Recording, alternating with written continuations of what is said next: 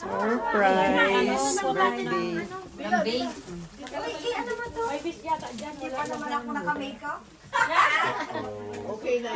Ano yung ganda ng ano? Nakabitbit ka talaga. Talagang binitbit ko. Paano Yan ba ang tinago? pinuntahan namin, bit-bit ko talaga yan. Paano So, ba tinago? guys, Basta ito, binitbit mo guys. lang. Wala lang, sabi ko. Hindi. Alam mo, ayaw talaga niya ako papuntahin dito. Saka ka na pumunta sa... Hindi ba lang tayo? Sabi ko, magkilang. Nung nandiyan na kami, sabi ni, ni Nay, wala na kayo dito. Sabi ko, tama na, hinahabili ka lang. Siya naman.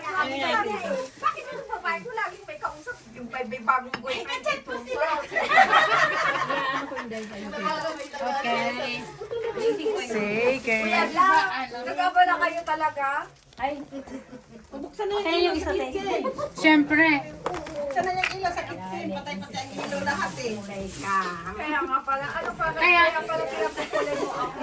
Kaya nga, everyday kung nagkulay ka na. Tapos, Pansit pala to. Ano to? nakapanda ko Oh, para lain. may ayos ka rin. Sabi ko na magpanda ka po.